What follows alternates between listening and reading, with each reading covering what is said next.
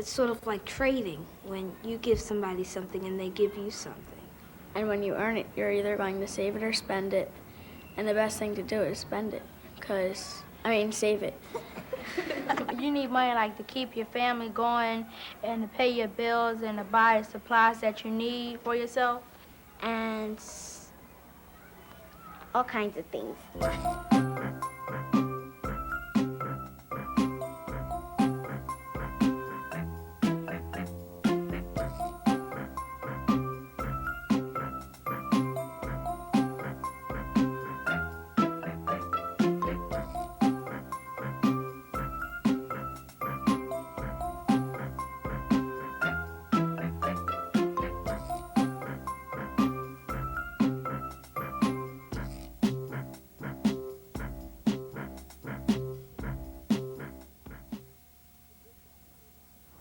Hi, how you doing? Do you mind if I ask you guys a question?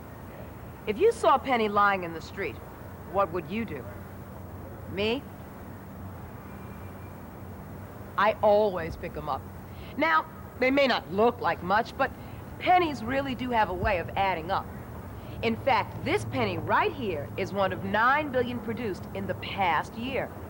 Now, let's say you decide to take all those pennies and line them up side by side. Did you know you would have enough pennies to circle the earth, not once, not twice, but 4 times? I bet if you had your eye on a brand new pair of sneakers or the latest video cartridge, or even a brand new bike, then money would really be important. Yeah, but that's another story. Money is more than the things you can buy with it. Money is something that connects us all. And although you and I can't live without money, believe it or not, there was a time before there was any money. Imagine what a time like that must have been like. Long ago, before malls, music videos, or money, people traded for things they needed.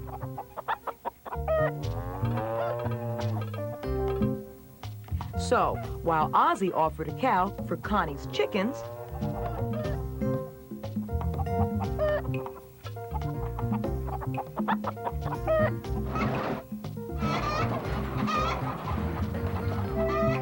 Sue swapped salt for Pete's pots. This approach, called the barter system, had its drawbacks. Suppose something is worth half a cow. How do you make change? People soon realized that using one common item would make trading easier. In different places, people tried different things, including tea, seashells, fish hooks, furs, and weapons. In some places, people started using rare metals. The ancient Egyptians shaped gold into rings. The Chinese used cubes of gold. The first coins were made in Western Turkey. They were small, bean-shaped pellets. Gold and silver coins were ideal. They were widely accepted, easy to carry, and long-lasting. And you could make change and save your wealth. Of course, there were still a few drawbacks.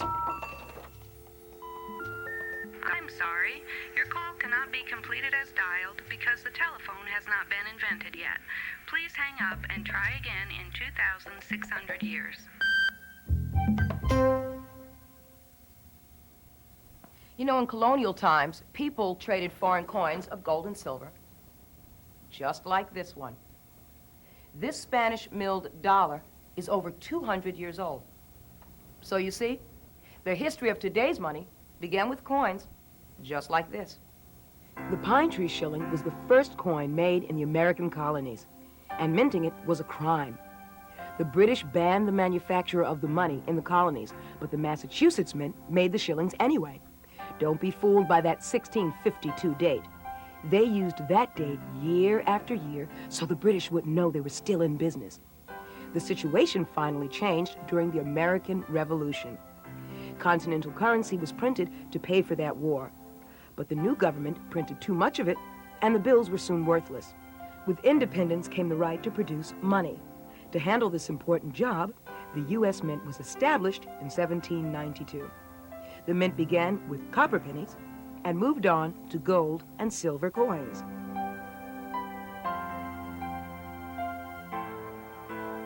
The notes included beautiful illustrations by engravers. Just like today, these detailed pictures made the bills much tougher to counterfeit. The federal government got into the paper money business during the Civil War. And since the backs of the bills were printed in green ink, they were called greenbacks. You know, our money system has changed a lot since the Civil War, but dollar bill is still green on the back. So before you spend your next one, take a close look at it. A real close look. This pyramid is a symbol of our lasting strength. It's unfinished because our country is still growing. Then there's the floating eye in the sky. The eye represents God watching over our country. Every bill says, "In God we trust." Now, over here, an eagle holds arrows of war in one claw and an olive branch of peace in the other.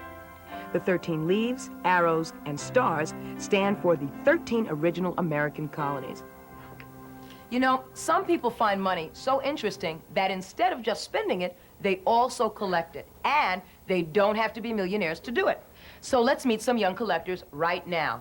This is Vanishri, Andy, Tom, and Rachel. Hi, how are you guys? Fine. Great. Good. Let's come over here to Vanishri. Tell me about your bill collection here. Well, this is a silver certificate, and this was made a long time ago, but now they've stopped making it, and over here it says silver certificate. Now they make it a Federal Reserve note. And what about this one back here, I've noticed? It's a $2 bill, and it was made in 1976, and the president is Jefferson. But there aren't a lot of those. That's pretty nice. Thanks. Now, Andy, tell me about your coin collection. Give me a tour. Okay. Those pennies are basically wheatbacks and Indian heads. Now, why is this Indian head penny separated from all the rest? What makes Well- that special? It's my best Indian head. And what makes that so special for you? I got that on my birthday. Oh, great. Thanks a lot, Andy. Let's move on to Tom. Tom, tell me about your collection here. Well, I collect mostly American coins that are silver, or at least part silver. Okay, I notice you have a penny, a dime, nickel, half dollar, dollar. Why are all these coins separated from the rest of these? What makes them special? They're proofs. That means they have special finishes, and they're really shiny. And they're real valuable, so you don't want to take them out of this case. You want to keep them in there. And keep them clean. Okay. Thanks, Tom. Welcome. Hi, Rachel. Hi. Now, I noticed something very, very special about your coins, especially your pennies. They don't look like they're all there. Tell me about that. Okay, well, this is a regular Lincoln cent.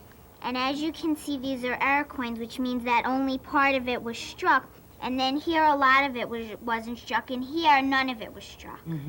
Now, I also see something interesting, because I see these pennies are also not struck properly. But what Right. about this penny up there? This is a steel cent, and it was made during World War II because they were using all the copper to make the bullets, and they decided that they didn't want to waste it on pennies. And they made these kind of pennies for a year, but then they stopped. That really is interesting. Well, I want to thank you guys. It's a really great collection here. So, there you have it. We started out swapping cows for chickens and ended up with this. A way of moving billions of dollars through our country. So simple that it fits in the palm of your hand.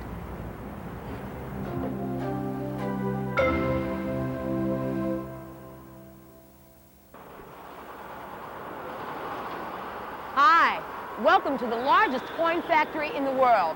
You know, there are U.S. government mints in Denver, Colorado, San Francisco, California, and West Point, New York. But this one right here in Philadelphia, Pennsylvania is the largest. They make over 30 million coins a day. Besides the regular coins we spend every day, the mint also makes these special commemoratives, medals, and gold and silver coins, which anybody can buy. Imagine having a coin collection like this. And now, a demonstration. This coin press is over 120 years old, and it still works. So I'm going to press my own commemorative metal. Behold, an ordinary blank piece of metal.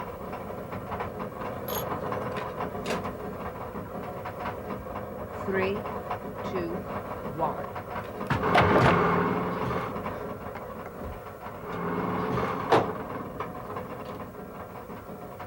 Wow.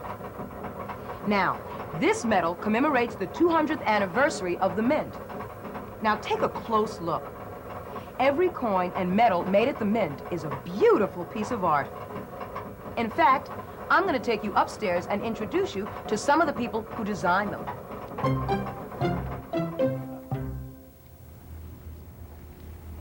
We're now in the engraving room. This is the room where all the coins in the mint are designed. In fact, we're going to be speaking with one of the designers now. This is Jim Farrell. Hi, Jim. How are you? Hi, Deborah. How are you? I'm fine, thanks. What are you doing? Well, I'm working on a design for the World Cup commemorative coin set. This is the front side of the dollar coin. Now, this isn't a regular coin. This is actually a commemorative coin. That's right. And this was the concept that was selected for this piece. Now, I noticed there's not a lot of detail in the original, the face, the muscles. Where did you get all this detail from? Well, I'll redraw this design, and by using reference material and photographs of soccer players, and also close-up shots of my co-workers' hands and arms and legs, I will incorporate all that into this drawing to try to make it look realistic. Question. I mean, even still, I can only draw stick figures, and your artwork is wonderful. I mean, how long have you been doing something like this? I've been working at this now for 25 years. Wow, that's a long time. But the detail is so wonderful in that. How do you get all that detail from this drawing onto a coin? Well, we will take a tracing of this and transfer it to a plaster basin. Now, I can show you someone working on that now if you want to follow me. Okay. Over here. And Deborah, this is John Mercanti. Thanks. Hi, Deborah. Hi, John. How are you? Fine, sit down. Thanks. So, what are you doing? Deborah, this is the 50-cent piece for the World Cup commemorative program, and I'm interpreting the pencil drawing into a clay model. Now, did you draw this yourself? Yes, I did. Now, what are these instruments for?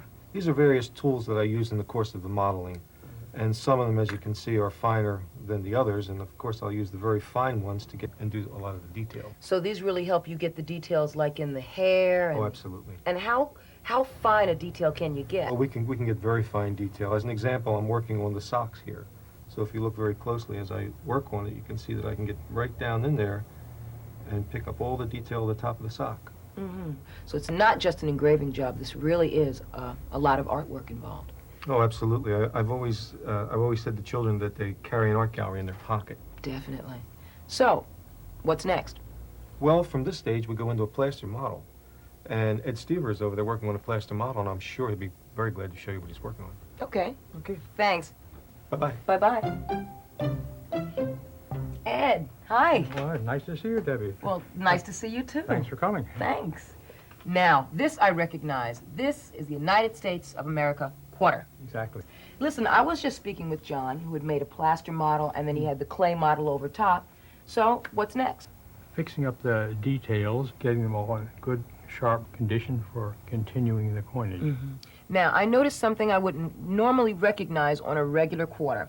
What does this S stand for? This is the S mint mark. It tells in which mint it's made in the United States. This S stands for San Francisco, where the coin will be struck. And I also see some detail down here, tiny detail. They look like initials, J, F. John Flanagan was the sculptor and who made the models in 1932. So this quarter design right here is all the way from the 1930s up until now. Yes. That's really Exactly. interesting. So what happens next? Now it has to be copied from an original plaster into a rubber negative, so we can make several, and that's exactly the same dimensions without shrinkage. And then we pour plastic over it, and that's nice and strong. And then you will have something that's durable. It's an epoxy model which will withstand machining. Now see, I'm not used to seeing a coin this big. So how would we take this model finally and make it smaller? Well, you take it into the transfer engraving machine room, and they will show you exactly how it gets reduced. Okay. Good. Thanks a lot. You're welcome. Bye. Bye-bye.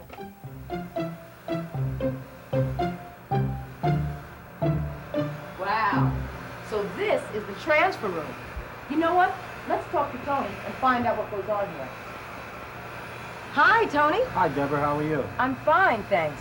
Now, this I recognize. This is an epoxy model of the back of the quarter. And we saw the front in the engraving room. But what are you doing to the back of the quarter? What I'm doing here, Deborah, is I'm preparing this model to reduce it to an actual coin size, which happens to be 10 to 1. So this is 10 times the size of the actual quarter that you're going to make. Right. It seems like a lot of math to me. Yes, it is. Now, what are these? They're the actual dies that will strike the coin. Now, when you say strike, you actually mean? Strike, yes. Wow. But still, how are you going to get this model to look exactly like this? Well, let me show you. Okay. Well, Deborah, this is our transfer reducing machine. And this particular machine is about 100 years old. Wow. And what we do here with it is we transfer from the model size to the actual coin size. How does the machine do that? It does that by tracing over all the artwork and the cutter cutting it into the steel. It's moving so slowly, it looks like it takes so long. Yeah, it takes approximately 3 days. It is a long time.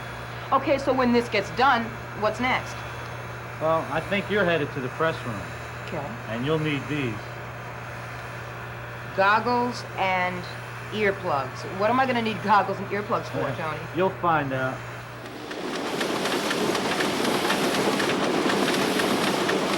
Tony wasn't kidding. One of the busiest places in the mix is right in here. With over 80 presses, action, noise, and non-stop. Come on, let's go. Come on, let's go. The work starts here at the blanking press. This coiled roll of metal is as long as 5 football fields. It'll be used to make 325,000 nickels. Long ago, most coins had some gold or silver in them. Today, most are made from a blend of nickel and copper. And just like a giant cookie cutter, this press punches out blanks. The blanks end up over here. The rest of the metal is shredded and recycled. And some of it is melted into little bars called pigs. Believe me, there's no metal wasted at the mint. The blanks move on to furnaces where they're heated.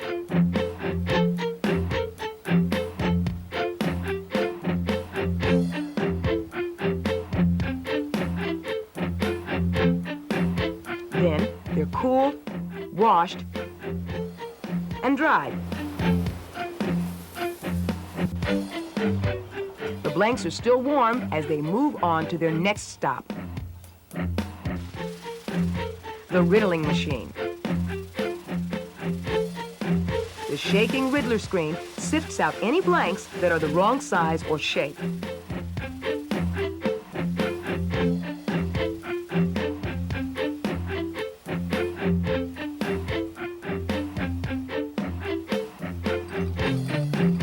Next, the riddled blanks tumble into the upsetting machine. The upsetter raises the edges of the blanks just slightly.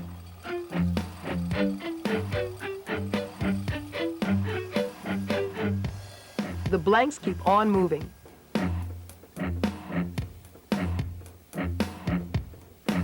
The next stop, the coining presses. And here are the high-speed presses in action.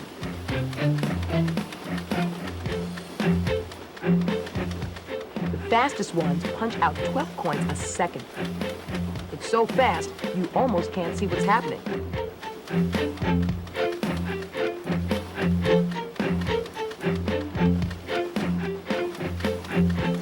Now, take a close look at the results.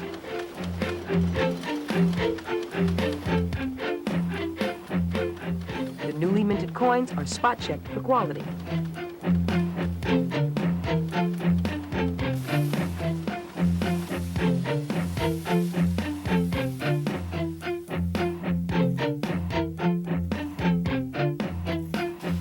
Then they're counted and bagged. A sack of pennies holds $50, and dimes are packed $1,000 per bag.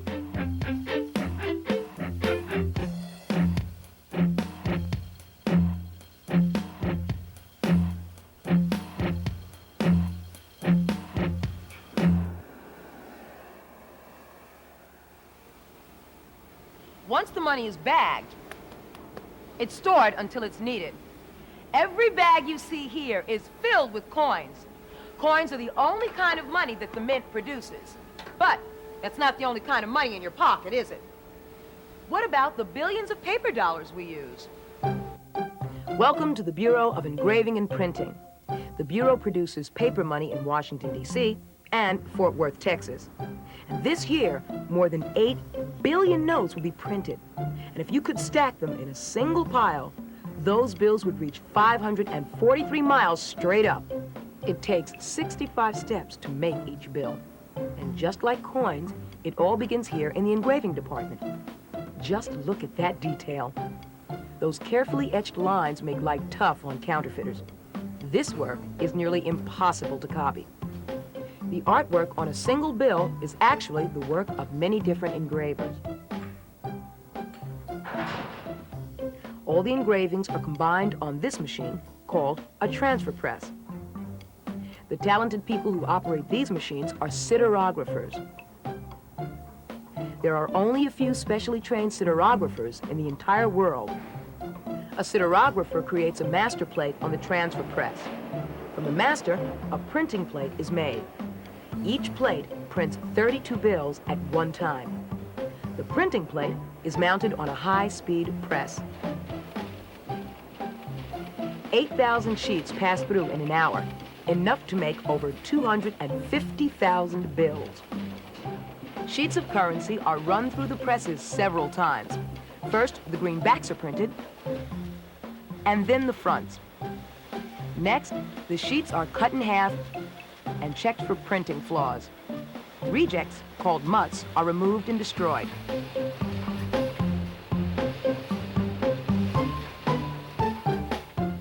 The good bills are printed one final time with the Treasury and Federal Reserve seals.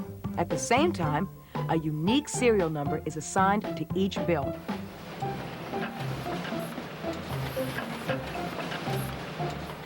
The finished bills are cut and sorted into 100 note packets and inspected one last time.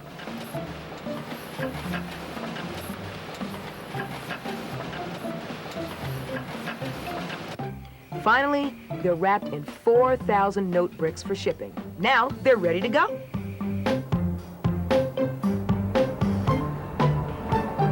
Thanks, Bernadette. Talk to you later. You know, money-making at the Bureau of Engraving and Printing and here at this mint, it's a never-ending job. Those presses just keep on rolling to meet the demands for new coins and bills. And who knows? You know, someday, some of the coins from this truck could end up in your pocket. And now you know what it took to make them.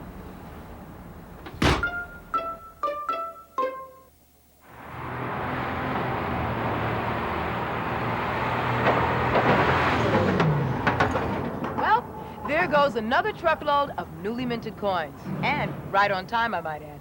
Oh, time! That reminds me, I've got to go and put another quarter in the parking meter, so I'll see you guys later. And cut! How was that? It was great, no Oh, problem. good, thanks. Okay, folks, let's wrap it up. We'll see you on Monday. We're done. Here's some last-minute script changes for next week. Oh, okay. Oh, and this is for you, too. Thanks. You're welcome. Paycheck, all right. Money, money, money, money, money. Well, you guys didn't think I did this just for fun, did you? Coins and paper money, that's only part of the money story. But a check like this one is money in the bank.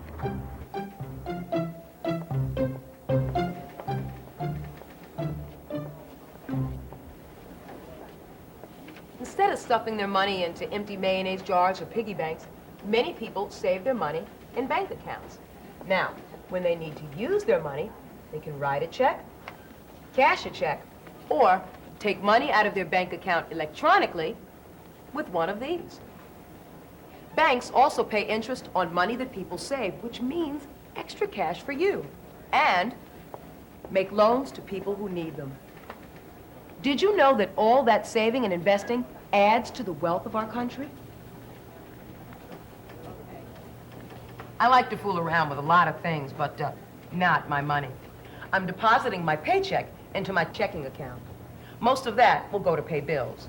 I'm also saving a little for a rainy day and withdrawing a little cash for the weekend. Thanks, Tom. Whether you have a lot of money or just a little, you need to keep track of it very, very carefully. Hey, how about you? How do you get your money? What do you do with it? I get money by babysitting, helping my grandma. And sometimes I go to the store for people, and they give me money. And every week I get an allowance. I work for my money. I go pick blueberry and strawberry over the summer. I help the senior citizens on my block. I go to the store for them, and I help clean around the house for them, and I do chores in my house. Clean the kitchen. Sometimes the litter box. Well, I actually don't get a big allowance. I just get some money when I need it, and sometimes if I want some money, like if I'm going somewhere, then they'll give me some money.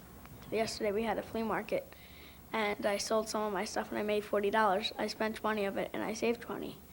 So I try to save up a little and spend some. When the people pay me, I put it in the bank, and I have my little book on whatever I spend.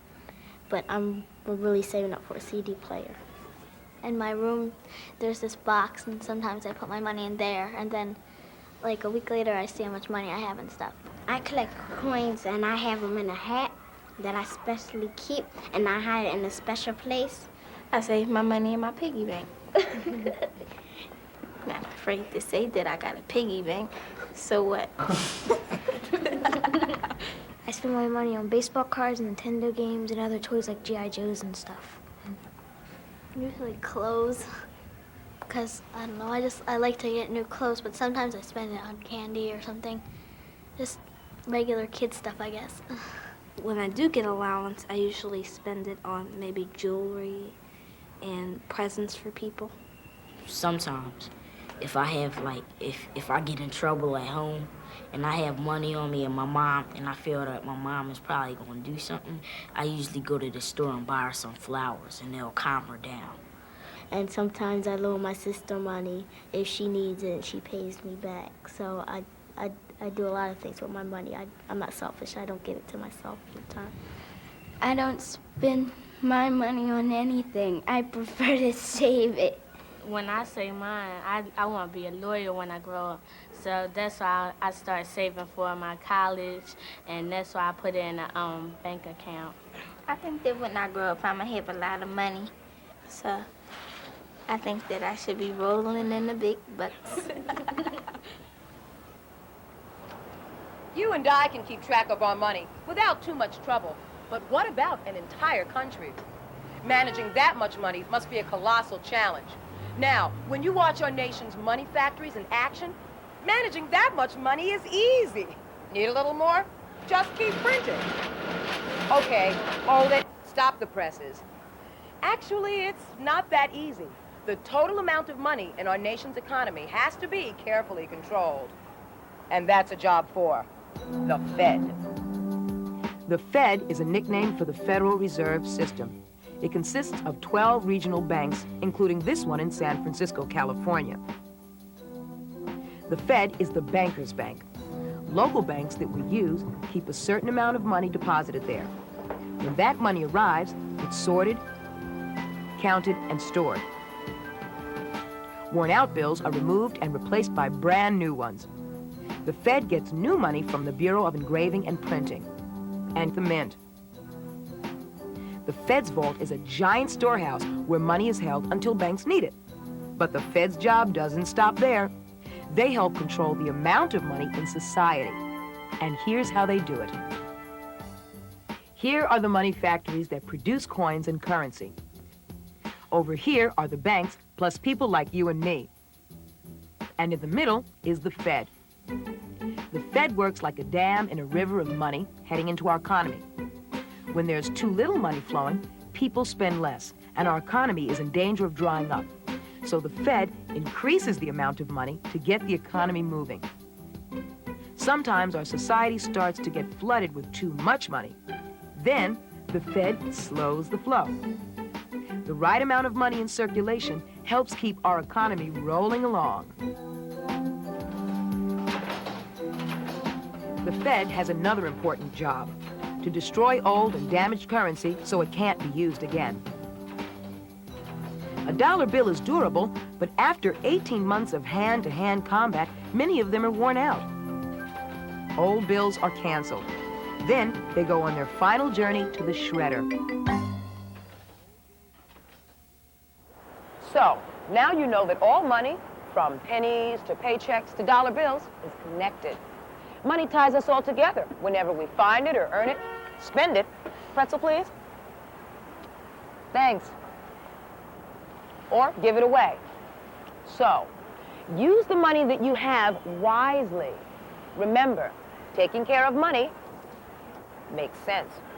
And cut. How was that? That was great. That's a keeper. Oh, good. You're I'm glad. It's a wrap. What are you doing? I'm hungry. I haven't eaten. All the props. Oh, no. All the props. Not my lucky penny, all Rob. Please, I've been the carrying props. them all day long. Look But- at Mr. Lincoln, please. But look yeah, at but you all- see, this is a prop. All props must be accounted for. Thank you. Thank you. Didn't account for this prop, did you, Rob?